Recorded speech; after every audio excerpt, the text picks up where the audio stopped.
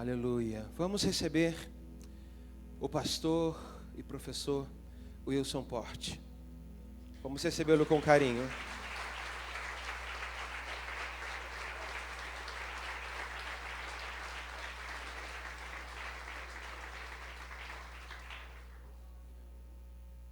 Boa noite, irmãos, graça e paz. Os irmãos podem se assentar. Eu quero agradecer ao pastor pelo convite para estar aqui com vocês e para compartilhar hoje e amanhã sobre dois temas que são tão importantes para mim. E antes eu gostaria de falar dos meus livros. Deus me deu a graça de uns anos para cá de escrever alguns livros e eu trouxe 3 deles para compartilhar com vocês, e 2 deles têm a ver com o que eu falarei hoje e amanhã. Eu quero falar primeiro do livro que eu não falarei, nem hoje nem amanhã, mas é esse pequenininho, foi publicado pela editora Visão Cristã, há 2 anos atrás, se chama Uma Visão Cristã sobre a Bíblia, e nesse livro eu trato um pouco sobre a história da Bíblia, como a Bíblia chegou até nós. Hoje nós temos a Sagrada Escritura nas nossas mãos, mas como é que o Antigo Testamento se formou? Como é que o Novo Testamento se formou? Como é que os nossos irmãos no passado chegaram à conclusão de que aqueles eram os 39 e aqueles eram os 27 livros do Antigo e do Novo Testamento? Eu mostro um pouco sobre como isso se deu, como a Bíblia chegou até nós, como se formou as Escrituras. Obrigado, irmão. E falo também um pouco sobre a história da perseguição da Bíblia, que é para mim uma das histórias mais tristes do cristianismo, que é quando a igreja perseguiu a igreja por causa da Bíblia. Houve uma época em que a Bíblia não estava na mão do povo, mas aí quando a reforma protestante começa, muitos dos reformadores começam a traduzir a Bíblia e colocá-la na língua das pessoas, na língua do povo. E assim a Bíblia começa a ser traduzida para o alemão, para o francês, para o português no século XVII e em muitas outras línguas. E isso custou a vida de muitos dos nossos irmãos. Há muitas razões, eu explico aqui no livro um pouco delas, do porquê que o cristianismo na época não queria que a Bíblia chegasse na mão do povo. Talvez você possa imaginar algumas das razões do porquê isso, Isso acabaria com a ignorância, acabaria com uma série de coisas, mas aqui eu mostro como literalmente dezenas de milhares de irmãos nossos morreram por causa do seu desejo de terem a Sagrada Escritura como hoje nós temos. Alguns no trabalho de traduzi-la e outros tendo-na traduzida em suas casas e por isso foram perseguidos e mortos, inclusive aqui no nosso país. Então aqui eu conto um pouco da história da Bíblia. Um outro livro, e esse daqui eu vou falar um pouco sobre ele amanhã, a mensagem amanhã à noite vai ser baseada nesse livro aqui, foi o último livro que foi publicado, foi publicado pela Vida Nova, se chama Unidos pela Cruz, a mensagem de Efésios para a igreja de hoje. E aqui eu falo um pouco sobre o valor da unidade cristã, sobre a amizade cristã, sobre o que é ser igreja de verdade, Paulo, quando ele escreve aos Efésios, ele tem em mente uma igreja que era rica na palavra, rica no conhecimento, rica em uma série de coisas, mas que havia abandonado o seu primeiro amor, como Jesus escreve para os Efésios lá em Apocalipse capítulo 2, naquela carta para o anjo da igreja de Éfeso, E o fato deles perderem o seu primeiro amor não fez apenas que eles se distanciassem do próprio Deus, mas fez também com que eles se distanciassem uns dos outros. E nesse livro eu falo um pouquinho sobre o valor da unidade cristã, o valor da mensagem da cruz, que faz de nós o povo da cruz, que é o povo de Deus que ilumina a luz do Evangelho a esse mundo perdido. E por fim, um livro sobre o qual eu vou falar um pouco hoje à noite, que foi o primeiro livro que eu escrevi, foi publicado pela editora Fiel, se chama Depressão e Graça. E nesse livro eu falo sobre o cuidado de Deus diante do sofrimento dos seus servos. O que a gente deve entender sobre a depressão? Será que a depressão é uma doença? Será que a depressão é um pecado? Será que a depressão é coisa de gente mimada? Será que a depressão é fruto de opressão demoníaca? Fala-se tantas coisas a respeito da depressão, e aqui eu lido um pouco com isso, falando sobre a depressão em si, muitos estudos que têm sido feitos até hoje a respeito do assunto, e eu mostro, na 90% do livro, aquilo que é o cuidado de Deus diante de pessoas na Bíblia que passaram por situações e que tiveram sintomas e sensações e emoções e situações em que viveram, que hoje se encaixam naquilo que no mundo se chama de depressão. E nesses momentos de profunda angústia, ou angústias do inferno, ou angústias da morte, ou tristeza excessiva, ou vale da sombra da morte, são termos que a gente encontra na Bíblia relacionados à depressão, e como em cada um desses casos, Deus agiu para cuidar, aconselhar e sustentar cada uma dessas pessoas. Então nesse livro eu falo sobre a depressão, e falo especialmente sobre a graça de Deus que nos sustenta e nos ajuda em cada uma das situações em que nós atravessamos por elas. Muito bem, eu quero orar mais uma vez com vocês e logo em seguida eu quero convidá-los a abrirem suas Bíblias em Números 11 comigo. Mas vamos orar ao Senhor. Pai, obrigado por nos trazer aqui em segurança, obrigado por nos dar a Tua palavra, obrigado por nos dar o Teu Espírito e obrigado por, através dele, sermos capazes de compreender a Tua palavra. Obrigado por tudo que o Senhor tem nos dado por meio dela. Que nessa noite possamos, ó Deus, mais uma vez crescer no conhecimento do Senhor e das coisas que o Senhor deseja nos ensinar. Assim te pedimos em nome de Jesus. Amém. Muito bem, são 8 horas, né? Eu vou cuidar do tempo aqui para não ultrapassar. Eu peço que vocês abram suas Bíblias comigo em Números 11. E eu gostaria de falar com vocês hoje à noite sobre depressão. De um modo especial, sobre a depressão na vida de um servo de Deus. Um servo de Deus chamado Moisés. Que no tempo em que viveu, não experimentou, ninguém chegou para Moisés e disse: Moisés, você está em depressão. Mas Moisés demonstra aqui em Números 11 algumas características que são muito comuns e estão presentes na vida de pessoas que atravessam aquilo que Davi escreveu depois, como o vale da sombra da morte. Antes que a gente leia o texto, é importante que a gente se lembre como é que o texto chegou aqui até onde chegou. Esse texto também aparece lá em Êxodo, capítulo 16, onde algo semelhante com aquilo que nós lemos aqui em Números 11 também é citado. Bom, de onde veio Moisés? De onde veio o povo de Israel? A gente sabe que a história toda começa com Abraão, quando ele é chamado por Deus lá em Gênesis, capítulo 12. A história começa em Gênesis capítulo 11, quando se fala a respeito dos pais de Abraão, e como Deus os tira de lá e os leva para uma terra que Deus mostraria, e em Gênesis 12 Deus mostra a Abraão aceitando esse desafio e saindo de Ur dos Caldeus, que seria hoje o atual Iraque, e indo até a terra que Deus depois mostraria a ele, que seria a terra de Canaã, onde hoje fica Israel. E Abraão vai pela fé. E por isso ele é chamado, tanto no Antigo quanto no Novo Testamento, de pai da fé. E ele não vê o cumprimento daquela aliança, daquela promessa que Deus fez tão cedo.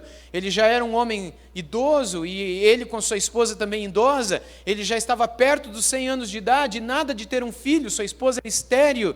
Mas ele confiou na promessa de Deus, e foi, e fez tudo que Deus falou para ele fazer.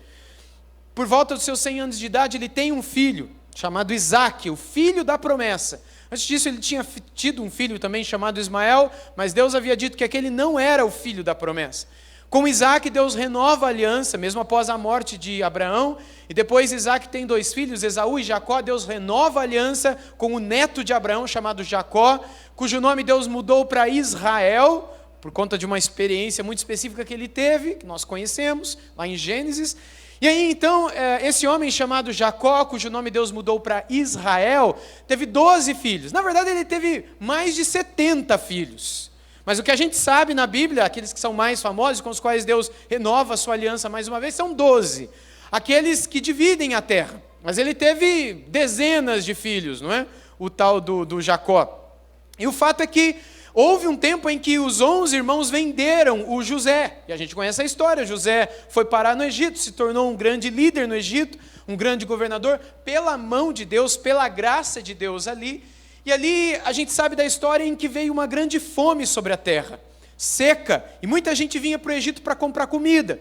E ali o bisneto de Abraão vendia comida. O bisneto de Abraão, chamado José, ele era um grande líder agora, como que o segundo no mundo.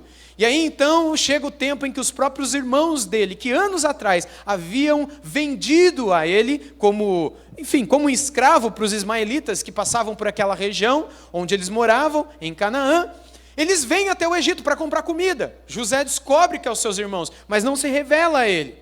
E aí então toda a história se desenrola até o ponto em que o próprio pai de Abraão vem, o próprio pai de José desce com todos os seus irmãos, e ele se revela aos seus irmãos, eles se reconciliam ali no Egito. O faraó dá a terra de Goshen para que mas os seus irmãos, os descendentes de José e o próprio Jacó, pai de José, vivessem. José não viveu ali porque ele vivia junto do faraó, mas tinha acesso direto e o tempo todo por causa dos seus irmãos, seus pais ali. E ele pediu aos seus irmãos que quando eles saíssem do Egito, que eles levassem os seus ossos junto consigo e outras coisas mais. Mas morre toda aquela geração, morrem todos os seus irmãos, morre o próprio José, morre Jacó, e a Bíblia diz que surge um novo faraó que não sabia da existência de José, e depois desse tempo, passados alguns anos, os judeus, os descendentes de Israel, os descendentes de Jacó, chamados de hebreus naquele tempo, ou israelitas, eles se tornam escravos no Egito. E eles ficam no Egito por cerca de 430 anos. Até que um dos descendentes de Israel, um dos descendentes de Jacó, é levantado por Deus para tirar o povo dali. E esse homem é um homem chamado Moisés, que é o homem que escreve o livro que nós estamos nas mãos aqui aberto agora, o livro de Números. Não só Números, mas os 5 primeiros livros da Bíblia, que nós chamamos de Pentateuco, eles chamavam de Torá, ou de instrução, ou a lei de Moisés. E Deus chama esse homem quando ele já estava com quase 80 anos de idade. E ele volta para o Egito, depois de ter saído de lá, depois de ter matado um egípcio e toda aquela história que nós conhecemos. Quando ele volta para o Egito, com cerca de 80 anos, ele volta para tirar o povo. Acontecem as 10 pragas no Egito. E depois da última, Faraó permite que o povo saísse, e o povo sai feliz. São cerca de 2 milhões de homens e mulheres, fora alguns outros escravos de outros povos, que não eram israelitas, que aproveitam a fuga e saem junto. Agora nós temos um povo que está vivendo cerca de 600 anos depois de Abraão, Isaac, Jacó, e agora cerca de 600 anos depois de Abraão, aquele povo, cerca de 450 anos depois de José, aquele povo que por 400 e poucos anos ficaram escravos no Egito, agora eles saem daquela terra com direção à terra prometida, a terra que mana leite e mel, a terra de Canaã. Moisés é o grande líder, ele havia visto os sinais e o poder de Deus, certamente ele estava feliz. Moisés era o grande líder, o homem que havia recebido de Deus um cajado e uma promessa, o homem que pastorearia aquele povo em direção a uma nova terra, o homem que instruiria aquele povo, o homem que receberia de Deus as leis e que as entregaria para o povo. Moisés era o grande líder que apresentaria para o povo a terra da promessa.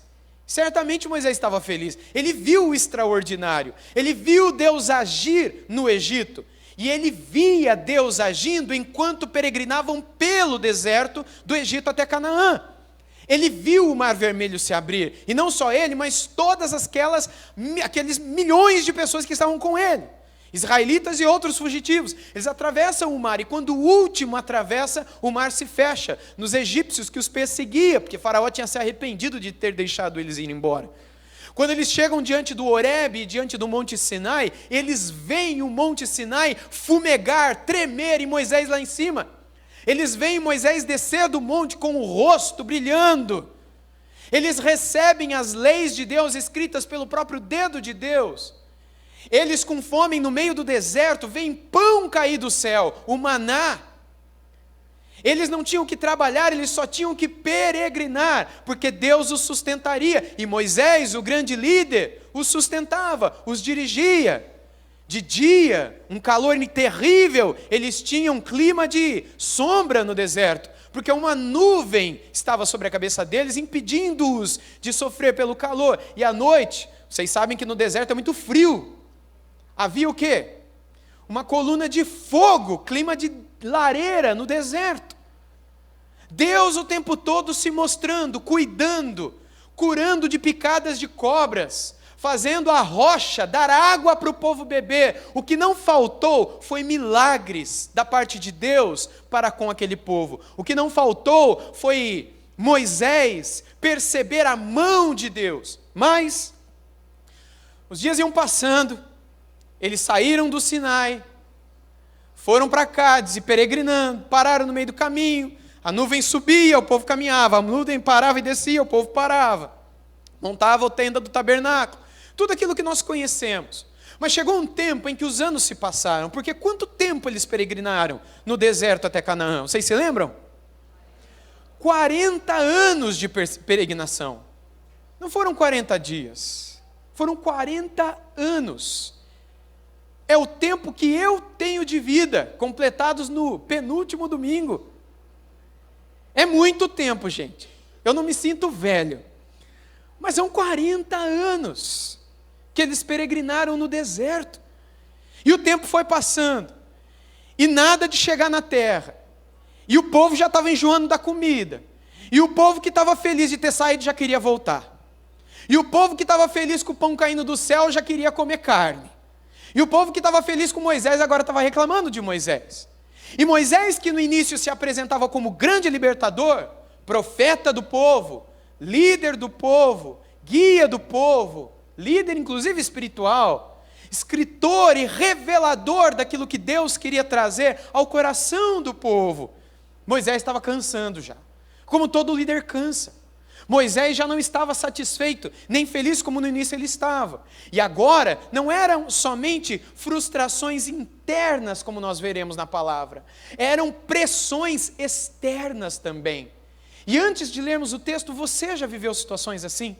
Situações em que você internamente se sentiu frustrado e externamente se sentiu pressionado, seja no teu trabalho, seja em alguma situação que você era responsável por aquilo, seja no teu próprio lar, seja no ministério, seja numa classe, seja, enfim, em algo que você possuía a responsabilidade para desempenhar e você queria fazer bem feito, mas infelizmente aquilo não saiu como você esperava que saísse. Vamos ler o texto e perceber como Moisés viveu essa situação. Em Números capítulo 11, verso 1, lemos assim: o povo se queixou de sua sorte aos ouvidos do Senhor. Quando o Senhor ouviu as reclamações, sua ira se acendeu, e o fogo do Senhor ardeu entre eles e consumiu algumas extremidades do arraial. Então o povo clamou a Moisés, este orou ao Senhor, e o fogo se apagou. Por isso, aquele lugar foi chamado Taberá. Taberá em hebraico significa incêndio, fogaréu, não é? Porque o fogo do Senhor se havia acendido entre eles. E o populacho que estava no meio deles veio a ter grande desejo das carnes dos egípcios. Também os filhos de Israel começaram a chorar outra vez, dizendo: quem nos dará carne para comer? Lembramos dos peixes que comíamos de graça no Egito. Ah, que saudade dos pepinos, dos melões, dos alhos silvestres, das cebolas e dos alhos. Mas agora a nossa alma está seca e não vemos nada a não ser esse maná. O maná era como semente de coentro, e a sua aparência semelhante à do bidélio. O povo ia por toda parte e o colhia. Eles o moíam em moinhos e o socavam em pilões, depois o cozinhavam em panelas e dele faziam bolos. O sabor do maná era como o de bolos amassados com azeite. Quando de noite descia o orvalho sobre o arraial, sobre este também caía o maná. Aqui nos é apresentada a queixa do povo, as reclamações do povo. Entenda, a Bíblia não é contra a reclamação, mas existem dois tipos de reclamações. Existe a murmuração e existe a lamentação. A murmuração, a reclamação, o queixume, é aquilo que você faz para os outros, porque você não aguenta mais. E você reclama da comida, você reclama da bebida, você reclama do pastor, você reclama dos alunos, você reclama do trabalho, você reclama do governo, você reclama da temperatura, você reclama do horário, você reclama do atraso, você reclama de tudo. Isso é o queixume, a murmuração. Mas e a lamentação? A lamentação é quando você faz a mesma coisa, só que você faz para Deus. Você diz que você está triste por causa do horário, está triste por causa do calor, está triste por causa da doença, está triste por causa do dinheiro, está triste por causa do governo, está triste por causa da falta de governo, está triste por causa da falta de dinheiro. Você está com o coração pesado por causa de algo que alguém fez para você. Você está infeliz e chateado por causa da traição de um amigo. por causa da rebeldia de um filho, por causa do vício de um pai. Você quer desabafar, você quer pôr para fora. Há alguma coisa dentro de você e você quer reclamar para alguém. E sempre vai ter um ouvido para ouvir uma boa fofoca, para ouvir uma boa queixa, porque as pessoas gostam disso. Nós gostamos disso e somos aconselhados a isso. Põe para fora. Fala tudo. E aí você escuta a pessoa dizendo para você que quando ela pôs para fora, ela ficou em paz. Desabafou. Gritou no chuveiro na hora que estava tomando banho. Passou. Mas a Bíblia também fala disso. Mas a Bíblia chama esse tipo de atitude de lamentação. Que é quando você se coloca diante de Deus para expor toda a sua alma para Deus. Para se derramar diante de Deus. A tua queixa. A tua dor. E a Bíblia chama isso de lamentação. Lembra de Jesus na cruz fazendo uma lamentação? Quando ele diz, Deus meu, por que me desamparaste? Por que me abandonaste? Isso é uma lamentação. Mas ela faz toda a diferença quando no início dela nós encontramos as palavras, Deus meu, Deus meu. Nos Salmos nós temos muitas lamentações. Aliás, dos 150 salmos que nós temos na Bíblia, a grande maioria deles é de lamentação.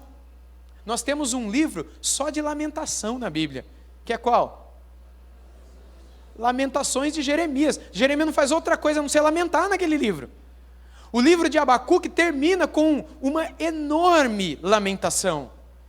Nos livros que os apóstolos escreveram, em alguns momentos, nós os vemos também em lamentações. Deus ama ouvir as nossas lamentações, porque elas são feitas diante dEle.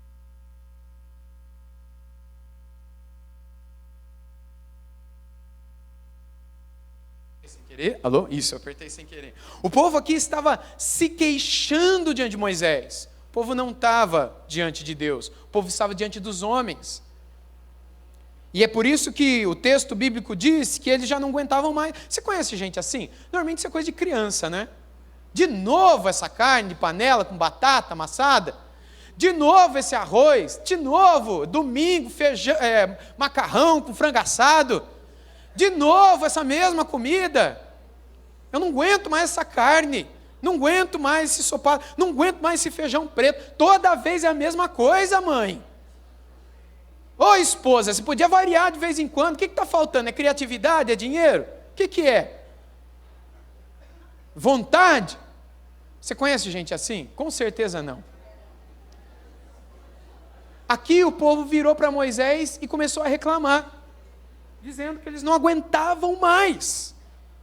Imagina que você é Moisés. Imagina que nós todos que estamos aqui somos o povo. E a gente chega para você e fala, ó, o cardápio precisa dar uma variada. A gente não aguenta mais, Moisés. E o que você diria para nós? Quem faz o cardápio não sou eu, é Deus. Olha para Deus e pede para Ele mudar. Você não aguenta mais o maná, fala para Ele mandar outra coisa. Quem sabe Ele não manda um cabrito do céu. Quem sabe Ele não manda uma vaca do céu. Quem sabe Ele não manda uma outra coisa, um torresmo já para... Aliás, torresmo não, porque eles não podiam comer porco, né? Quem sabe Ele não manda, sei lá, um peixe do céu. A gente está no meio do deserto, você quer que eu arruma carne aonde aqui? Onde que nós vamos achar vaca aqui no deserto? Onde que nós vamos achar peixe no deserto? Fica quieto, come que Deus está mandando e agradece. Mas o povo vinha reclamar para Moisés. E o povo reclamando, foi para isso, Moisés, que você nos tirou do Egito? Em outras passagens paralelas a essa, o povo diz, foi porque não faltavam sepulturas no Egito, que o Senhor nos trouxe para nos sepultar aqui nesse deserto? Vocês lembram? O povo não parava de reclamar para Moisés. E Moisés, como um líder, ele ouvia a reclamação do povo. Ele ouvia os problemas do povo. Ele ouvia a insatisfação do povo. E ele foi ouvindo, até que quando que um ser humano é capaz de ouvir a reclamação dos outros e não explodir, não estourar?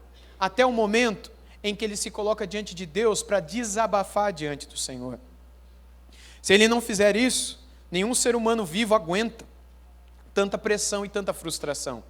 Isso desencadeia dentro do ser humano processos físicos, processos somáticos, que acabam gerando problemas, doenças de fato, alterações físicas, que levam essa pessoa ao médico, e faz com que essa pessoa tome remédio, de tanta dor de cabeça, não física, mas problemas que essa pessoa enfrenta na vida, porque ela não toma a decisão, a atitude que Moisés aqui tomou. Moisés, logo após ouvir tanta reclamação, a saudade da carne, a saudade do cebolão, a saudade do alho silvestre, do pepino, Moisés ele faz uma oração ao Senhor, uma oração belíssima ao Senhor, que todos nós devemos fazer quando ouvimos alguém reclamando para a gente. Vamos ler a oração? Bom, verso 10 diz: então Moisés ouviu como o povo chorava por famílias, cada um à sua porta. O Senhor ficou muito irado, e Moisés também não gostou daquilo. E aí começa a oração de Moisés do verso 11. Moisés disse ao Senhor: por que fizeste mal a teu servo? E por que não achei favor aos teus olhos? Visto que puseste sobre mim a carga de todo esse povo. Será que fui eu quem concebeu todo esse povo? Será que fui eu quem o deu à luz, para que me digas que o leve no colo como a babá leva a criança que mama até a terra que prometeste dar a seus pais? Onde eu poderia conseguir carne para dar a todo esse povo? Pois choram diante de mim, dizendo: dê-nos carne para comer. Eu sozinho não posso levar todo esse povo, pois é pesado demais para mim. Se me tratas assim, mata-me de uma vez. Se achei favor aos teus olhos, peço que não me deixes ver a minha miséria. Em nome de Jesus, amém. Em nome de Jesus, amém, não está aí não, viu, irmãos? Mas aqui termina a oração de Moisés. O que você acha dessa oração? Uma oração bonita? Uma oração santa? Aqui nós temos mais um de inúmeros exemplos de uma oração chamada de lamentação na Bíblia. Nós temos oração de intercessão, oração de gratidão, oração de súplica e petição, oração de imprecação, oração de adoração, e temos oração de lamentação. E essa é uma delas. E aqui Moisés faz diferente do povo, porque enquanto o povo já se sentia seco na sua alma, seco por dentro, seco não no sentido de estarem com sede de água, mas a alma deles estava seca, eles estavam tristes e por isso estavam reclamando de tudo, falando mal de Moisés, falando mal de Deus, porque afinal de contas foi Deus quem os tirou do Egito. Mas Moisés, ao invés de ir reclamar com seu irmão, ao invés de reclamar a sua esposa, com seus filhos, com seus imediatos, ele vai falar com Deus. Ele vai expor diante de Deus aquilo que ele não aguentava mais. E pela oração, a gente percebe como estava a alma de Moisés. Ele pede para morrer. Não é o primeiro homem na Bíblia que pede para morrer. Nós temos lidado ultimamente com muitos casos de líderes que têm pedido para morrer e com não poucos pastores que têm se suicidado. Nós temos acompanhado pelo Facebook, nesse último mês de setembro, pelo menos 2 pastores, um norte-americano e um brasileiro que nessa semana se suicidou. Nessa semana, de uma igreja no sul, também chamada Igreja Nova Vida. No sul. E um pastor norte-americano no começo desse mês, muito famoso e querido lá também, que também se suicidou. Por que isso tem acontecido? Porque homens de Deus, e será que não são? Não somente chegam às vias de fato, mas têm desejado a morte.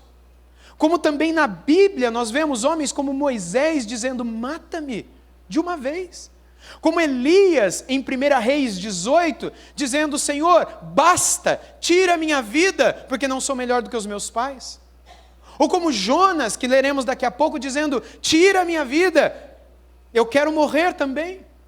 Por que um servo de Deus, e quais são os motivos que levam um líder cristão, um homem, uma mulher de Deus, a pensar na morte? Sendo que a vida que o Senhor veio para nos dar foi uma vida abundante. Sendo que aquilo que nos foi prometido quando Deus nos pôs no coração servi-lo, era uma vida de triunfo, de vitória, uma vida de bênçãos, de cuidado, de provisão. Mas quando a gente colocou o pé no ministério, o que a gente viu foram momentos de deserto, foi uma peregrinação cheia de lutas. Foram momentos não muito diferentes dos que atravessou Moisés durante os 40 anos do seu ministério pastoral. O tempo em que Moisés saiu do Egito e chegou lá nas campinas de Moabe, e avistou a terra dos montes lá nas campinas de Moabe, e ali morreu sem pisar na terra prometida. Tenta imaginar quantas vezes não passou pela mente de Moisés abandonar esse povo. Aqui o que nós temos é um homem que talvez nessa altura do campeonato já devia estar com uns 90 anos. Você pensa, um homem com 90 anos de idade é um homem que tinha que ficar aguentando esse tipo de povo? É um homem que tinha que ficar aguentando os outros reclamando da comida, reclamando que queria carne, reclamando que queria cebola, que queria pepino, que queria melão. Um homem como esse poderia dizer, Senhor, eu já tenho 90 anos de idade, está aí o Josué, ele leva, eu não preciso. Deixa eu voltar para a terra lá do meu sogro e cuidar das ovelhas. Afinal de contas, com 80, 90 anos, já devia estar jubilado há muito tempo. Por que o Senhor me chamou agora para o ministério? Por que o Senhor me chamou agora para levar esse povo? O Senhor falou que era para levar para a terra que manda leite. Eu disse, Senhor, quando é que a gente vai chegar nessa terra? Por que o Senhor está dando volta com a gente? Moisés não poderia fazer um monte de perguntas para o Senhor? Eu faria se eu estivesse no lugar de Moisés. Mas por que Moisés não faz? Porque ele sabia que em sua soberania Deus estava cuidando e guiando aquele povo. E que não era o tempo certo do povo receber aquilo que Deus prometeu que os daria. Moisés, na verdade, nem veria a conquista da terra. Aquilo que Deus pôs no coração dele, ele seria apenas o homem que levaria o povo de um ponto até outro. Mas toda a glória que Deus prometeu dar a ele e aquele povo, seria o descendente, o sucessor dele que veria e que experimentaria. Seria Josué, quando com Caleb e toda a nação, eles conquistariam a terra prometida. Moisés não viu tudo aquilo que ele sonhou em ver, ou pensou que veria, quando Deus o chamou para tirar o seu povo do Egito e levar para a terra Canaã. Mas ele foi um líder fiel. Ele também errou aqui e ali, mas ele foi fiel.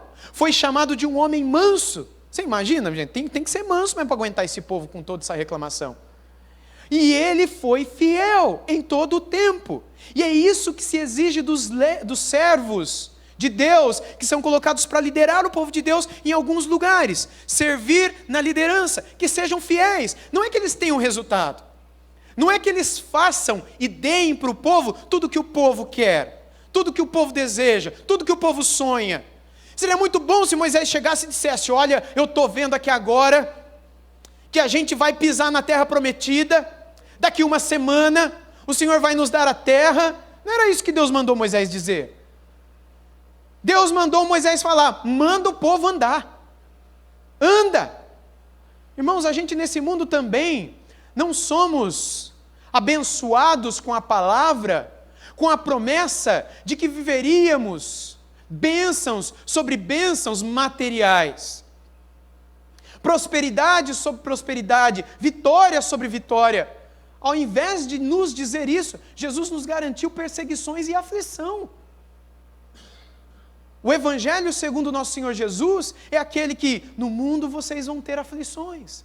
Se perseguiram a mim, vocês esperem para ver o que eles vão fazer com vocês. Mateus capítulo 5. Mas a diferença é que para o seu povo que enfrentaria tribulações em casa, aflições no trabalho, tribulações na vida, ele disse, eu vou deixar a minha paz para vocês. Eu não vou dar como o mundo dá, mas a minha paz, que é uma paz que excede todo entendimento. Vocês viveriam angústias, mas ele disse, não andeis angustiados, não andeis ansiosos. Olhem para os lírios do campo, olhem para as aves dos céus. Assim como o Pai de vocês cuida deles, Ele também cuidará de vocês. Ele usou Paulo para dizer em Filipenses capítulo 4, versículo 6, não andem ansiosos por coisa alguma, antes sejam conhecidos diante do Pai as vossas súplicas, as vossas petições por meio de súplicas, com ações de graças. Se vocês fizerem isso, versículo 7 diz que a paz de Deus, que excede todo o entendimento, guardará o vosso coração e a vossa alma. Guardará o coração e a alma de quem? Daquele que está ansioso. Está ansioso por quê? Por causa da perseguição. Perseguição que trouxe o quê? Aflição. Esse é o povo de Deus. Se você está vivendo lutas, sofrimentos, depressões, angústias, está tudo normal. Essa é a vida dos cristãos. Não nos foi prometido o contrário. Não é falta do Espírito de Deus na tua vida se as coisas estão dando errado. Não é falta de santidade ou de Espírito Santo na tua vida se você fica doente. Não é falta da presença e da aprovação do Senhor em você se as coisas que acontecem ao seu redor não são um sucesso, são um fracasso. Você acha que o ministério de Moisés nessa altura do campeonato era um sucesso ou um fracasso? Aos olhos humanos? Era um fracasso. E Moisés deixou de ser um homem de Deus? Era um demônio na vida de Moisés? Era uma opressão na vida dele? Não, era uma pressão do povo. Você também vai ser pressionado. Você também vai viver momentos de fracasso. Você também vai viver momentos de frustração. Mas se você for fiel em tua vida com Deus, se você em cada situação levar as tuas queixas, as tuas dores, os teus temores, as tuas reclamações, as tuas frustrações a Deus, Ele vai fazer com você o mesmo que Ele fez com Moisés. Ele vai te ouvir, Ele vai te consolar, Ele vai te dar orientação, Ele não vai deixar você entrar em uma situação que vai te deixar em depressão. Vamos ver o que o Senhor falou com Moisés? A partir do versículo 16, nós lemos: o Senhor disse a Moisés. Veja como o Senhor responde rápido quando nós fazemos o que é certo, oramos e lamentamos. Primeiro Deus disse para Moisés: reúna para mim 70 homens dos anciãos de Israel, que você sabe que são anciãos e superintendentes do povo, e traga-os diante da tenda do encontro para que estejam ali com você. Então descerei e ali falarei com você, tirarei do espírito que está sobre você e o porei sobre eles, e eles ajudarão você a levar a carga deste povo, para que você não tenha de levá-la consigo sozinho. Diga ao povo: santifiquem-se para amanhã, e vocês comerão carne, porque vocês choraram aos ouvidos do Senhor, dizendo: quem nos dará carne para comer? A vida era melhor no Egito. Por isso o Senhor lhes dará carne, vocês poderão comer. Não comerão um dia, nem 2 dias, nem 5, nem 10, nem ainda 20, mas um mês inteiro, até que saia pelo nariz. Até que fiquem com nojo dela, porque vocês rejeitaram o Senhor, que está no meio de vocês, e choraram diante dele, dizendo: por que saímos do Egito? Deus está deixando bem claro para eles: vocês vão comer tanta carne, vocês estão querendo carne? Vocês não me querem, vocês querem carne, vocês não me querem, vocês querem a bênção. Vocês não estão só com saudade de mim, vocês não querem minha presença. Você quer aquilo que o mundo curte, usufrui e fala: que delícia, que conforto, que gostoso. É isso que vocês querem, vocês não me querem. Para vocês eu não sou suficiente. Vocês precisam de bênçãos, vocês precisam de comida, vocês precisam do Egito. Não devia ter tirado vocês de lá, porque era aquilo que agradava o coração de vocês. E aí Moisés responde para o Senhor: esse povo, verso 21, no meio do qual estou é de 600 mil homens em pé. 600 mil homens, sem contar as suas esposas, sem contar os seus filhos. Certo? Dava muito mais de 2 milhões de pessoas. E tu dizes: eu lhes darei carne e a eles comerão durante o mês inteiro. Moisés não estava entendendo nada, Moisés estava questionando Deus aqui. E ele diz no verso 22, quantos rebanhos de ovelha e de gado teríamos de matar para que tivessem o suficiente? Ou será que bastaria se juntássemos para eles todos os peixes do mar? Porém o Senhor respondeu a Moisés, manda quem pode obedecer. Não, ele fala assim, será que a mão do Senhor se encurtou? Agora mesmo você verá se a minha palavra se cumprirá ou não. A resposta de Moisés, de Deus foi o seguinte, Moisés, você acha que, com quem que você acha que você está falando? Será que meu braço ficou curto? Vai e faz o que eu estou falando, manda quem pode, obedece quem tem juízo, vai rapaz, junta o povo, manda eles se santificarem, que eu vou trazer a carne para eles. E Moisés, mas onde, Senhor? A gente está no meio do deserto, a vaca vai vir de onde? O peixe do mar, são milhões de pessoas. Agora você tente imaginar o seguinte, aqui em São Gonçalo vive quantas pessoas? Em torno de 1.300.000, 2 milhões, talvez um povo flutuante. Imagine que aqui em São Gonçalo nós temos 2 milhões de pessoas que vivem. Imagine que Deus levantou o pastor André para dizer para todo mundo que mora aqui em São Gonçalo o seguinte: olha, a gente tem que juntar todo mundo, não vai caber no centro da cidade, nós vamos para onde, hein? Tem que ir para um lugar que caiba todo mundo. Para o sítio da igreja? Vocês foram para o lugar, imagina, são 2 milhões de pessoas. Quanto que cabe no Maracanã? 70 mil, 80 mil? Quando é jogo do Vasco, obviamente, né? 2 milhões de pessoas, Moisés, junta esse povo que eu vou mandar a carne. E o povo juntou. E aí o texto bíblico diz que Deus mandou a carne. Vamos ler o texto? Moisés saiu, contou as palavras do Senhor. Bom, vamos pular isso daqui, lá para o verso 31. Então soprou um vento do Senhor e trouxe as codornizes do mar. Codorniz é uma ave que lá no Egito eles comiam muito. Uma ave muito saborosa que os egípcios e os judeus gostavam muito de comer. Lá em Êxodo a gente lê mais sobre isso. Trouxe codornizes do mar e as espalhou pelo arraial em todas as direções, numa extensão de cerca de 1 dia de caminhada, à altura de quase 1 metro sobre a terra. Tenta imaginar agora, gente. Eu vou até colocar a Bíblia sobre o púlpito. Porque, olha, está todo o povo reunido aqui. Aqui nesse tapete são 2 milhões de pessoas. E aí, ao redor, 1 metro de altura, por um dia de caminhada, nas medidas bíblicas, são mais ou menos 40 quilômetros. É o que dá se você sair agora para caminhar, e caminhar até amanhã, às 8h30 da noite, você vai andar mais ou menos uns 40 quilômetros. Você imagina, 40 quilômetros daqui para lá. 40 quilômetros é daqui aonde?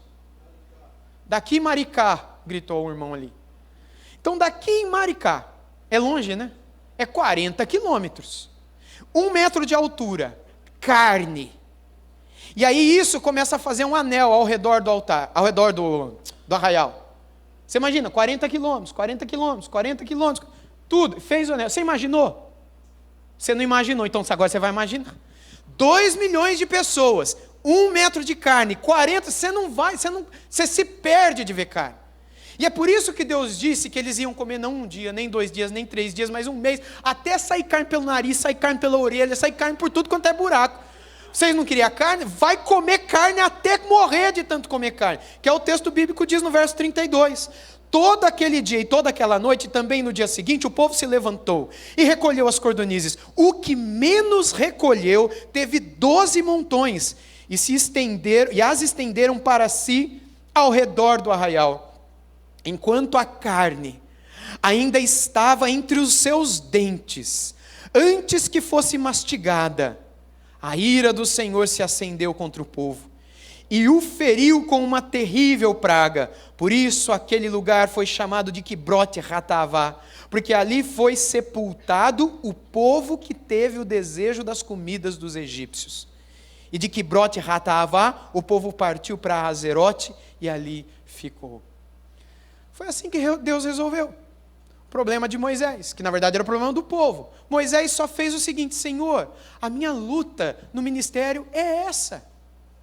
Eu não aguento mais, fui eu que dei a luz a essa pessoa, a esse povo, para que eles reclamem comigo, de mim e do Senhor. Senhor, me mata se o Senhor não quiser resolver. Moisés, ele foi diferente no sentido de que ele levou ao Senhor, ele não guardou consigo. E isso faz toda a diferença, porque se nós não levamos ao Senhor, nós somatizamos aquilo. Nós fazemos com que aquilo que é emocional, espiritual, acabe atingindo o nosso corpo. E isso desenvolve dores na coluna, dores de cabeça, alergias, diarreias, problemas. Aí você vai no médico, o médico diz que você não tem nada. Você faz exames, ele fala, não deu nada no exame, isso é tudo emocional, procura um psicólogo. Já ouviu isso acontecendo? Por quê? E aí ele usa uma palavra que foi inventada há pouco mais de 100 anos atrás, por um alemão chamado Sigmund Freud. E aí o Freud usou pelo menos a palavra psicossomatização. E aí os médicos adoram usar isso hoje. Olha, isso é uma psicossomatização. Psico de psique, alma, psique, que significa alma em grego, e soma, que vem de corpo em grego. Então é algo da alma que afeta o teu corpo. Daí dizer-se somatizou, ou seja, aquilo que era emocional, espiritual, agora somatizou, afetou o corpo. Vocês sabiam que cerca de 70% dos cânceres, eles são causados por questões emocionais, como ansiedade? E só cerca de 30% dos cânceres são questões genéticas, hereditárias. E assim a grande maioria das doenças, a grande maioria das pessoas que estão internadas em hospitais são por questões psicossomáticas. E embora isso tenha sido descoberto somente há pouco mais de 100 anos, a Bíblia já fala isso há mais de 3.000 anos atrás. Quando Davi escrevia o Salmo 32, ele diz: enquanto calei o meu pecado. Pecado é uma coisa física. Você faça um raio-x, você faz um ultrassom ou uma tomografia computadorizada, você acha o pecado? Não acha, não é físico. Mas Davi falou: enquanto eu calei, guardei o meu pecado, os meus ossos doíam, a minha pele ardia, febre, eu via nadar o meu leito em lágrima, minha alma secou, eu não tinha mais força nem vigor. Como uma coisa espiritual, emocional, não material, não física, afeta o nosso físico. Afetaria o de Moisés também.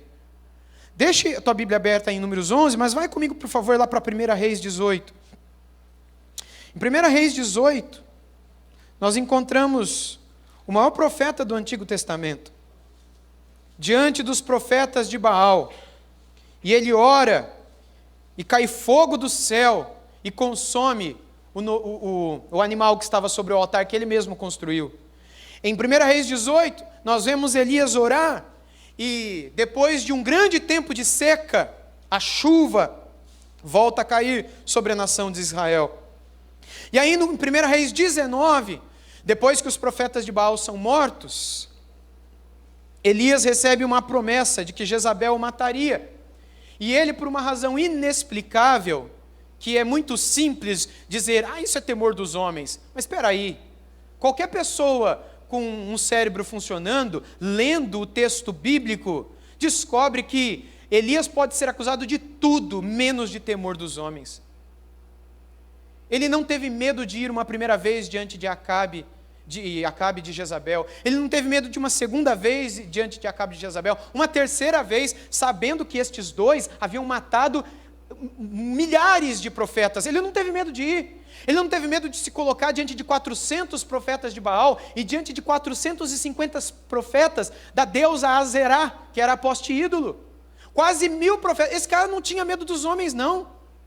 Mas do nada, quando uma mulher... mas ele teve medo de uma mulher. Pode ser que tinha medo de mulher, mas não tinha medo de homem. Mas não. O que a gente vê aqui em Elias é alguém que passou por uma alteração da mente inexplicável. O fato é que em 1 Reis 19, lá no versículo 4, a gente lê o seguinte: ele mesmo, porém, foi para o deserto, caminhando um dia inteiro, por fim sentou-se debaixo de um zimbro, sentiu vontade de morrer e orou: basta, Senhor, tira a minha vida, porque eu não sou melhor do que os meus pais. Deitou-se e dormiu debaixo de um zimbro. Somente até aqui. Aqui nós temos o maior profeta do Antigo Testamento. Sabe aquele de quem Jesus falou lá no Novo Testamento? Jesus. Sabe quando ele conta aquela parábola do rico e do Lázaro? E aí quando o rico está lá no inferno, pedindo ao pai Abraão para mandar Lázaro de volta para a terra, porque ele, rico, tinha 5 irmãos, lembra? E aí o que Jesus diz? Que o pai Abraão responde: eles têm Moisés e Elias, leiam-nos. Sabe o que significava para um judeu da época de Jesus, Moisés e Elias? Toda a Bíblia, todo o Antigo Testamento.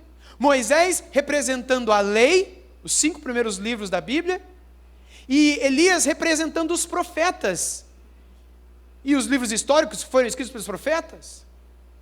E resumido, um homem, a voz profética de toda uma aliança, a antiga aliança, o Antigo Testamento. Nós não estamos falando de qualquer um aqui, nós estamos falando de Elias, Estamos falando de Moisés. 2 homens que pediram para morrer. Você lembra como é que Elias morreu? Ele não morreu, gente. Ele foi arrebatado no redemoinho. 2 homens que no Novo Testamento foram os únicos do Antigo, reaparecem no Monte de Transfiguração. Com quem que Jesus conversa no Monte da Transfiguração? Moisés e Elias, eles 2, que num determinado momento da sua caminhada, pediram para morrer. Ou seja, é possível que um pastor tenha pensamentos de morte? É possível que um líder, que uma líder, que um homem de Deus, que uma mulher de Deus passe por aflições, frustrações que cheguem a em seus corações pensar que melhor é a morte? Às vezes, cuidado, porque a nossa alma nos engana com pensamentos que eu chamo de escatológicos piedosos, que é aquele desejo que Jesus volta. Quando chegar alguém para você dizendo, eu não vejo a hora que Jesus volte. Essa vida, eu não aguento mais, Senhor. Volta logo, porque está muito difícil aqui. Sabe, eu estou orando para Jesus voltar logo, porque o mundo está cada vez pior. Essa pessoa não quer que Jesus volte. Essa pessoa quer morrer. Essa mesma pessoa que agora está pedindo para Jesus voltar, ela não pediu isso no dia anterior ao casamento dela. Você consegue imaginar o jovenzinho que vai casar sábado agora, na sexta-feira com a sua noiva, de joelhos, lá na sala da casa da noiva, desliga a televisão e fala, vamos orar para Jesus voltar. A gente vai casar amanhã, mas vamos voltar agora. Onde que está aquele coração piedosamente escatológico, que quer que Jesus volte? Não quer que Jesus volte. Aliás, até quer, mas depois, não agora. Normalmente, nós, quando estamos muito chateados com a vida, e não aguentamos mais a família, o trabalho, os negócios, o dinheiro, a violência, a gente quer que Jesus volte. Mas, na verdade, isso é um pensamento de morte, que a gente tem vergonha ou medo de expressar. Mas Moisés expressou, Números 11. Elias expressou, 1 Reis 19. E Jonas expressou em Jonas 4. Vá comigo, por favor, lá para Jonas, capítulo 4. E vejamos outro profeta, agora um profeta chamado de profeta menor, expressando também o seu desejo. E antes que você diga, ou que alguém sopre aí no teu ouvido, mas Jonas não conta, porque Jonas não era um profeta bom. Se não fosse, Deus não o colocaria aqui na sua palavra. Se não fosse, Deus não usaria. Se não fosse, Jesus não compararia o seu ministério com o ministério de Jonas. Jesus não compararia a sua ressurreição com o tempo em que Jonas passou no ventre do grande peixe.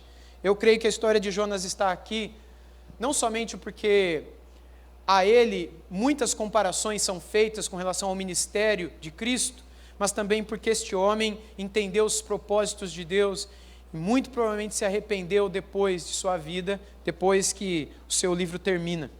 Mas veja o que esse homem, depois de ver o maior avivamento de todos os tempos, ele vê uma das maiores cidades do mundo, a grande capital do grande império assírio daquele tempo, Nínive, se converter, o imperador assírio se converter, o rei da cidade de Nínive. Veja o que acontece com Jonas. Jonas 4:1. Mas Jonas ficou muito aborrecido e com raiva, e ele orou ao Senhor e disse, Senhor, não foi isso que eu disse? Estando ainda na minha terra, por isso eu me adiantei fugindo para Tarsas, pois sabia que tu és Deus bondoso e compassivo, tardio em irar-se e grande em misericórdia, e que mudas de ideia quanto ao mal que anunciaste. Agora, Senhor, peço que me tires a vida, porque para mim, melhor é morrer do que viver. Mais uma vez, nós temos um profeta, um homem de Deus, um homem que foi usado para ser voz, boca de Deus. Através da pregação de Jonas, centenas de milhares de pessoas se converteram num só dia. Nunca isso aconteceu de novo em toda a história da humanidade. Que um só homem, em um só dia, pregando em uma só cidade, viu as centenas de milhares de pessoas naquela cidade se converterem. Nunca. Mesmo assim, esse homem, possuído pelo Espírito Santo de Deus, usado para uma obra tremenda, foi capaz de dizer a Deus: tira a minha vida. Gente, a gente vê que muitos hoje em dia têm passado por situações assim no ministério também. Muitos têm enfrentado situações em que eles poderiam dizer como Moisés: Senhor, me mata de uma vez. Eu não aguento mais aquela família da igreja. Eu não aguento mais aquela irmã. Eu não aguento mais aquele irmão. O Senhor me chamou para peregrinar junto com ele, junto com ela, mas eu já falei, não para de reclamar, não para de fofocar, não para de causar intriga.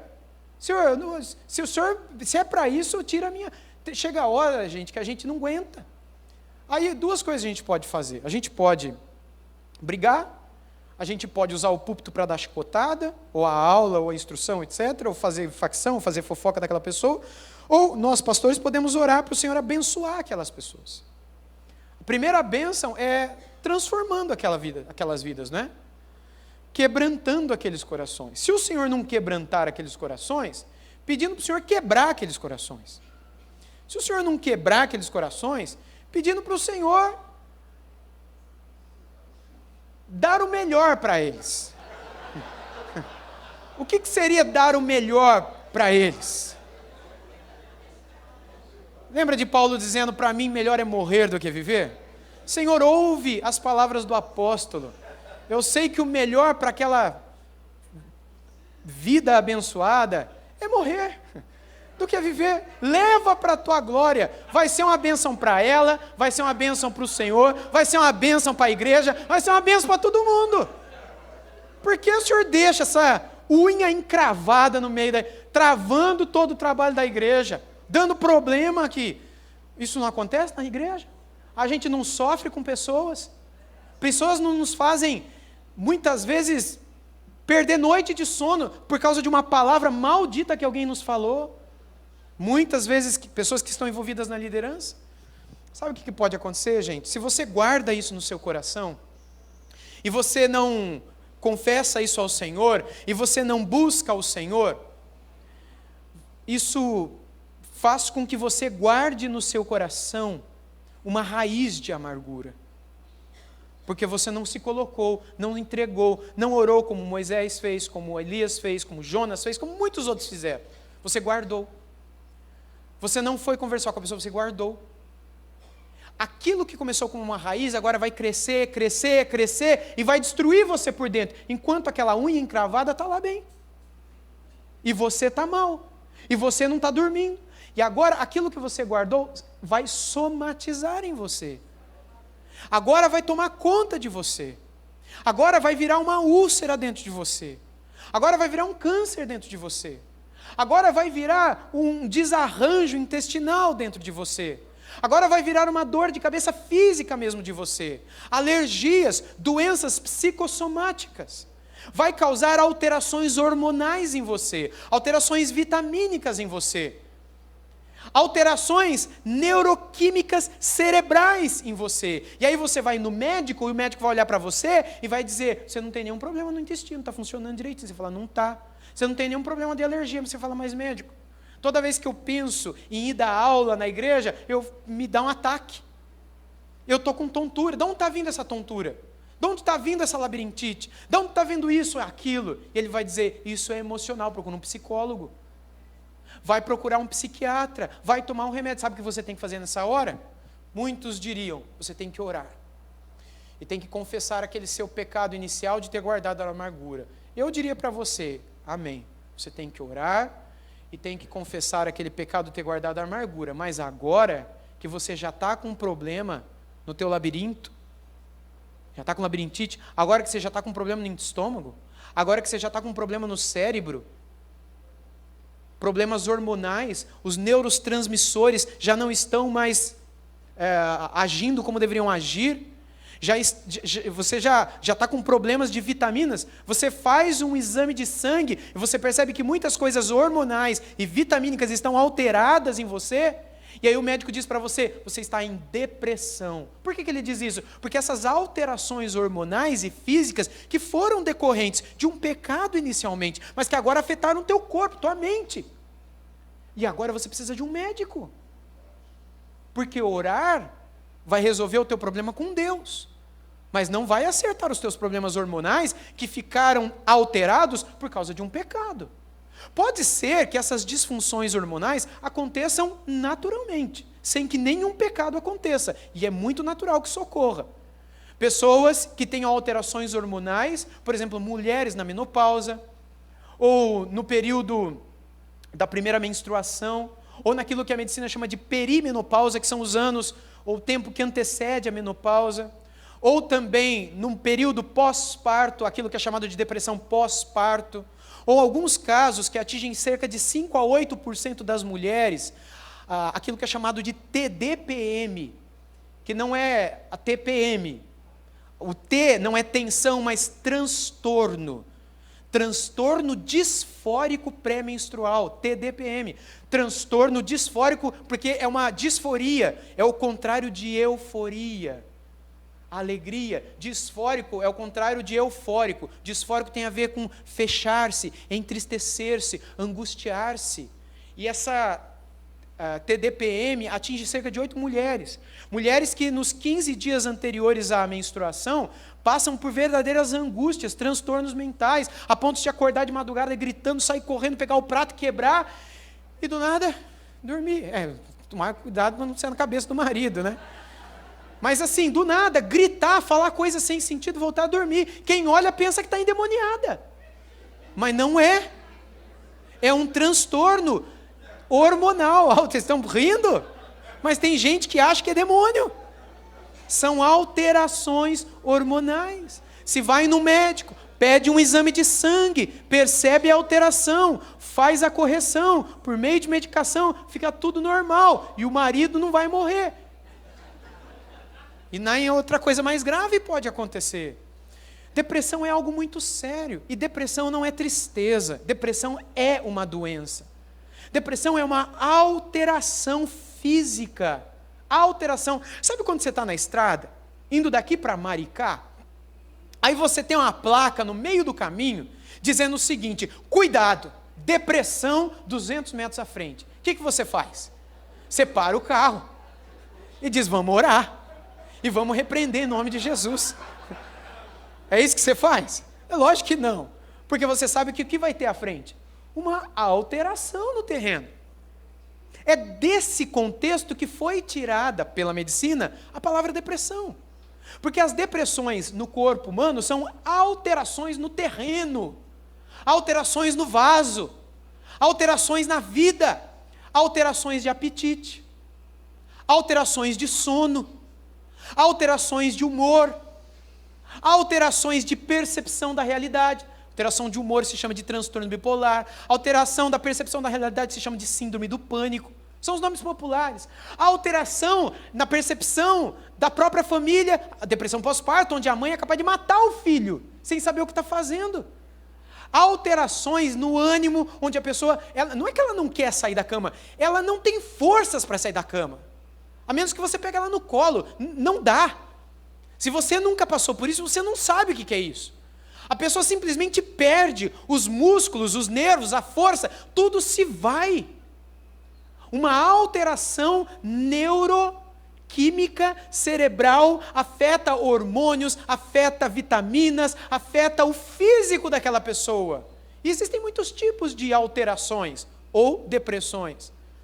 E a causa delas também são inúmeras, inclusive um pecado.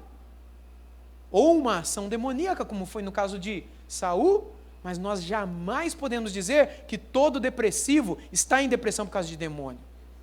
Jamais podemos dizer que todo depressivo está depressivo por causa de um pecado que ele guardou no coração. Porque pode ser que ele esteja doente. Pode ser que ele esteja passando por alguma alteração hormonal ou vitamínica. Pode ser que ele esteja com um tumor no cérebro. E esse tumor esteja afetando alguma parte do cérebro que vai mudar o comportamento dele.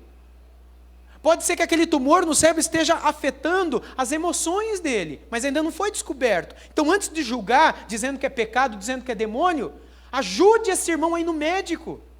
Ajude esse irmão a fazer um exame. Porque pode ser que aquilo que a gente esteja julgando como pecado e demônio seja uma enfermidade, a gente está perdendo tempo. Ou às vezes a gente está sendo irresponsável quando a gente diz, você não precisa de médico não, você precisa de Deus. É lógico que a pessoa precisa de Deus. Mas você diz isso para o seu filho quando, imagina, o pastor André, você tem um filho? Um menino, não é? Quantos anos ele tem? 3 anos. O menininho do André, pastor André, ele chega aqui com uma dorzinha na barriga, e aí uma dorzinha na barriga, e aí aquela dorzinha vai aumentando, ele não para de chorar, dá remédio, não para, aí a esposa do André, que é a irmã? Leilane. Fala para o André, pastor, fica aí na igreja que eu vou levar ele no hospital, para a gente ver o que está acontecendo. Aí chega lá no hospital, os médicos fazem um exame e descobrem que o apêndice está inflamado, sabe apendicite? E aí o médico fala, tem que operar na hora, dá para esperar uma semana? Não, tem que operar na hora. Aí o que a Leilane faz? Ela fala, não vai operar não. Primeiro eu vou mandar uma mensagem para o grupo de WhatsApp da igreja de intercessão. A gente primeiro vai fazer uma campanha de intercessão pela vida do João. É isso que a Leilane faz? Se ela fizer isso, irmãos, o pastor precisa chamar ela no gabinete para conversar. O que ela vai fazer? Ela vai falar, olha, pode operar. E eu vou mandar uma mensagem para o grupo de intercessão. A gente vai interceder, mas pode fazer a operação. Por quê? Porque nós entendemos que a medicina são uma bênção de Deus para nós ou não. E aí, quando o médico termina a cirurgia e o João está bem e saudável, o que a gente diz? Que toda glória a Deus, que usou o médico, mas glória a Deus. A gente até agradece o médico. Pode ir lá dar um presente para ele, porque fez a cirurgia, mas a glória é de Deus. Irmãos, a mesma coisa a depressão.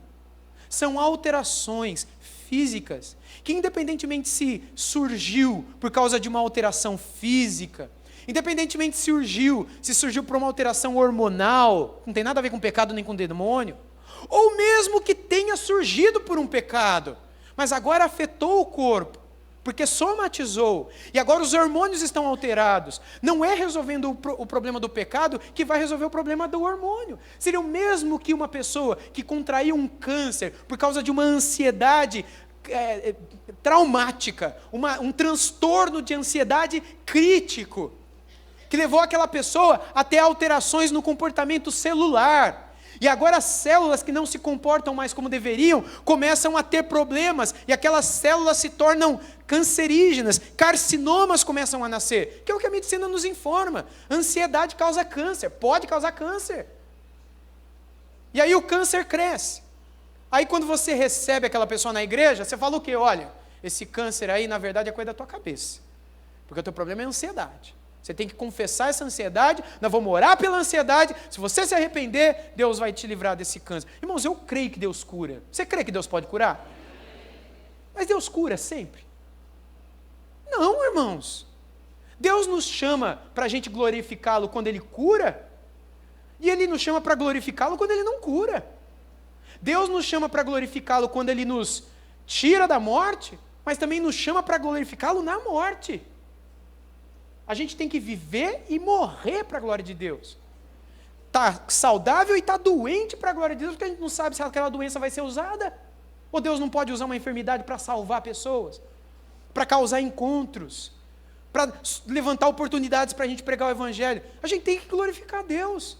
Então, se agora eu estou com câncer, como é que eu vou dizer para a pessoa, resolva a ansiedade, que o câncer vai ser resolvido? Não vai. Você vai ter que fazer quimioterapia, e nós vamos orar no grupo de intercessão. A igreja vai orar. A mesma coisa a depressão. Se não fizermos o que Moisés fez, o que vai acontecer é que isso poderá desenvolver em nós alterações que trarão à nossa mente o desejo da morte, como Moisés desejou morrer.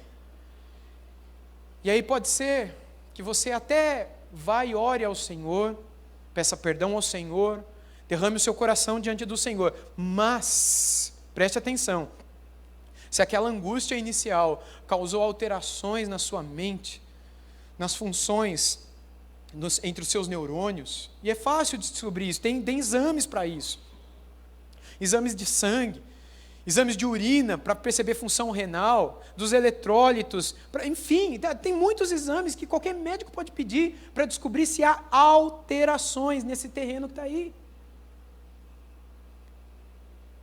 Nós precisamos disso. Nós precisamos estar atentos à realidade de que, se nós não irmos atrás, isso pode se desenvolver em nós e piorar a ponto da gente perder a lucidez. Deixa eu dizer para vocês que a grande maioria das pessoas que entram em depressão e não se tratam, elas terminam no suicídio. É 90% dos casos. 90% dos casos. Isso é dado estatístico de cientistas que trabalham somente com esta questão. De todos os suicídios que acontecem, 90% é em decorrência da depressão, quando esta não é tratada, quando esta não é tomada com a seriedade que ela deveria ser tomada. Porque eu posso resolver o meu problema com Deus, mas se isso trouxe alterações no meu corpo, eu preciso resolver essas alterações. Se é um neurologista, eu vou nele. Se é um psiquiatra, eu vou nele. Qual é o problema? Qual é a vergonha disso? Vergonha é você não temer a Deus e não cuidar desse corpo que é o templo do Espírito Santo. É disso que você tiver que ter vergonha. Não é de consultar um psiquiatra que pode ajudar a cuidar melhor desse templo aí. Afinal de contas, Deus nos deixou a medicina, inclusive a psiquiatria, para ajudar a cuidar do templo, desse corpo que nem teu não é mais. Por que você não está indo no médico? Esse corpo não te pertence. Esse corpo foi comprado pelo sangue de Jesus. Esse corpo é de Deus. E você tem que cuidar dele, mesmo quando você precisa ir a médicos e tomar remédios contra a sua vontade. Se eles estão aí, usem-nos. Eu não tenho tempo aqui suficiente para falar tudo o que as Escrituras nos falam. Mas a Bíblia nos apresenta inúmeros casos em que Deus usa de meios naturais, como é a história de Elias, por exemplo. No meu livro trato disso de uma maneira um pouco mais profunda, mostrando como Deus não chega simplesmente e mostra a Elias os pecados, ou mostra a Elias os problemas, não, Deus dá comida para Elias, Deus dá bebida para Elias, Deus bota Elias para descansar, Deus bota Elias para comer de novo, para beber de novo, para dormir de novo, antes de falar com Elias. Comer um pouquinho, Elias, vamos descansar um pouquinho, agora vamos fazer uma caminhada. Deus manda ele caminhar do deserto de Berseba até o Monte Horebe, 40 dias, caminhada, fazer uma caminhadinha. Bota ele para caminhar. Hoje a ciência sabe que a caminhada produz em nós serotonina, dopamina e outros, adrenalina e outros hormônios que são bons para nos tirar da depressão. Deus mandou Elias caminhar. Chegou lá, Deus fala com ele, Elias não falando coisa com coisa, alucinando. Leiam depois 1 Reis 19 todo.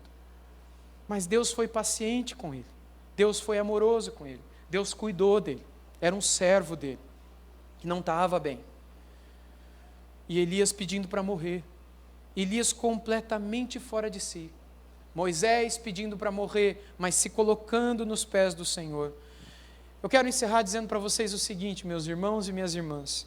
O nosso Deus espera que nós o busquemos sempre que o vale da sombra da morte se aproximar diante dos nossos pés. Porque boa parte do nosso ministério é servir o nosso bom pastor. E esse bom pastor, ele nos leva a pastos verdejantes, ele nos faz, ele refrigera a nossa alma, não é? Em riachos para os quais ele nos leva para descansar, refrigera a nossa alma. Mas esse bom pastor não nos livra dos vales, lembra?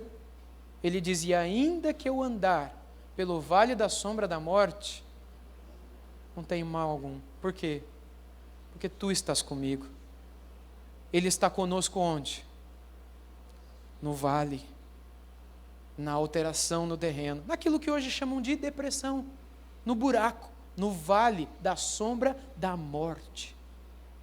Onde o salmista, lá no 116, diz que angústias do inferno se apoderaram de mim. Sabe como é que começa o Salmo 116? Eu amo o Senhor, porque Ele ouviu a minha voz. Quando lhe clamei por socorro, sabe de onde que Ele clamou por socorro? De um lugar em que Ele chama angústias do inferno se apoderaram de mim. Você e eu não estamos livres de passarmos por aflições. especialmente na liderança de ministérios, de igreja, servindo uns aos outros, discipulando pessoas, no trabalho, na família. A gente não está livre de passarmos por frustrações, por decepções. Não estamos livres de enfrentarmos pressões. Não estamos livres de percebermos que todas essas situações estão cada vez piores. E parece que a gente está entrando num vale. E parece que quando ia acabar o vale, parece que fica mais fundo. Até o ponto da gente chegar lá no fundo do poço. E achando que ali é só a morte, a gente desejar a morte. O bom pastor estará lá conosco, com a sua vara e o seu cajado. Silenciosamente presente sempre. Ele estará lá conosco, para nos ajudar, para nos auxiliar, para nos aconselhar, para nos socorrer, para nos fazer comer direito, para nos fazer andar melhor, para nos fazer descansar melhor, mas também para tratar da nossa alma e do nosso coração. Que o Senhor nos dê graça para que nós compreendamos a seriedade da depressão, a seriedade dessa enfermidade, a seriedade dessas alterações físicas que elas causam em nós.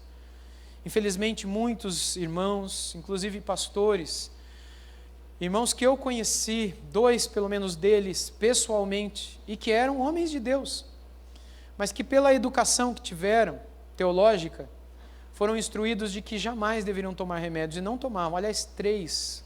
Um não virou pastor porque ele estudou comigo no seminário e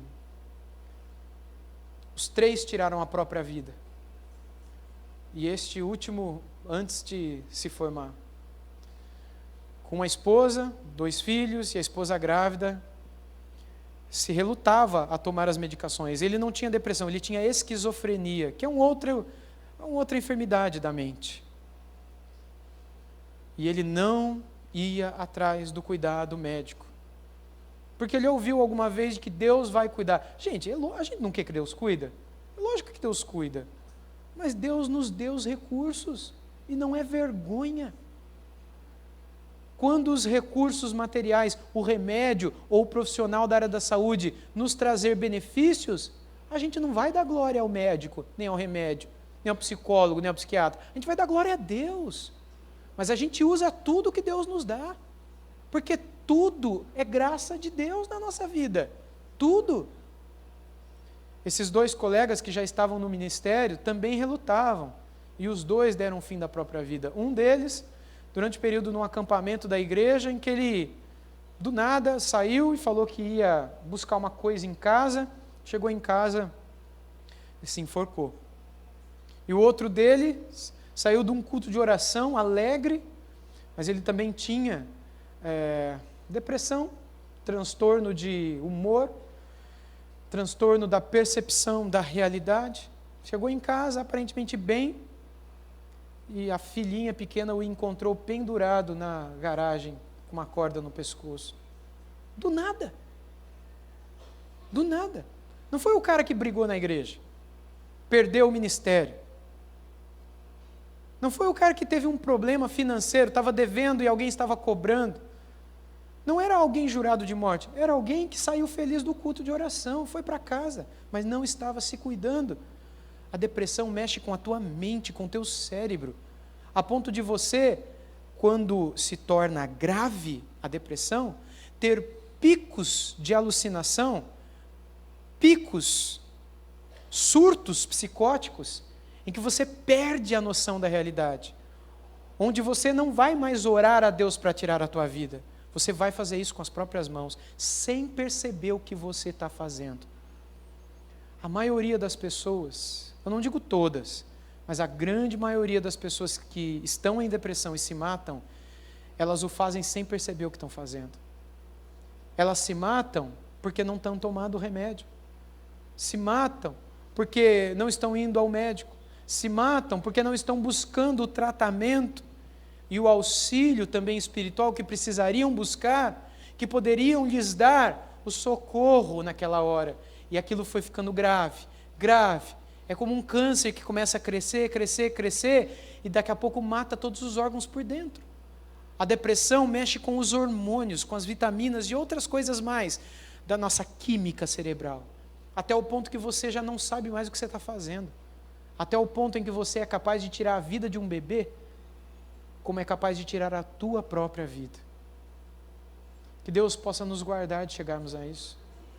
E que Deus possa nos dar a graça de usarmos todos os meios que Ele nos dá, para que possamos não só buscar socorro para nós mesmos, mas também incentivarmos uns aos outros a buscarem socorro na medicina, buscarem socorro na medicação, enquanto estamos clamando a Deus pela vida delas, e estamos orando por elas, e tendo compaixão delas, e aconselhando-as biblicamente, enquanto elas buscam o socorro médico.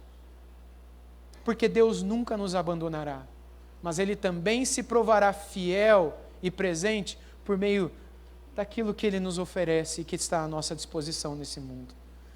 Se por um lado a gente tem um Deus que nos mostra que nunca nos abandonará, nós temos também um Deus nas Escrituras que nos ensina a buscarmos a Ele em todas as horas de frustração e pressão. E que também nos ensina como é que nós devemos tratar as pessoas que estão em depressão ao nosso lado. É do jeito que Ele trata, é com compaixão e misericórdia, fazendo como Ele fez com Elias, como Moisés e com Jonas.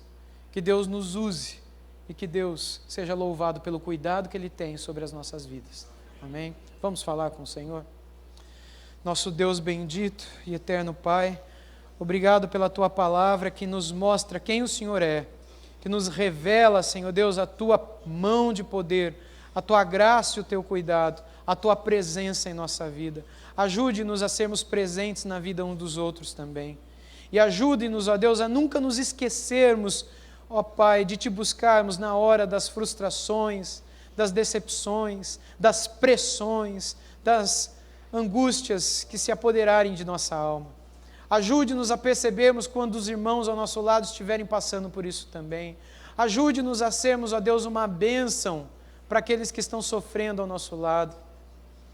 Louvado seja o Senhor, ó Deus, porque nós temos não só o Teu cuidado, mas também temos, ó Deus, o cuidado que o Senhor nos oferece através da medicina, através dos remédios e através de tantos outros profissionais que estão à disposição neste mundo para cuidar de nós. Pai, toda a glória é Tua, Senhor, porque tudo vem do Senhor. Toda boa dádiva é um dom perfeito que vem direto do Pai das luzes. Por isso, a glória é do Senhor, a gratidão é ao Senhor. Nos ajude a termos maturidade para entendermos cada vez mais essas angústias da nossa alma, essas depressões, essas alterações pelas quais a nossa mente de vez em quando passa e que a gente não consegue entender, que a gente não deixa de buscar o socorro Teu e também nesse mundo que a gente precisa para poder vencer essas noites escuras da nossa alma. Assim nós Te pedimos, suplicando em nome de Jesus. Amém.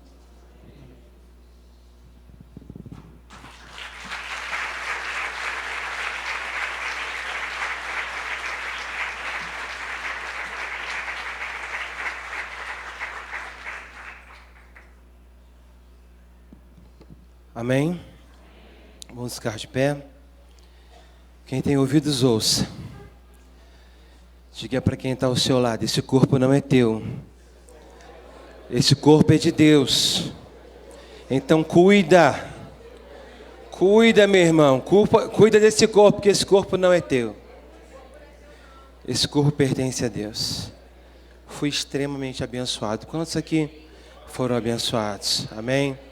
Então, irmãos, amanhã, às 19h30, garanta-se, organize, e esteja conosco no culto,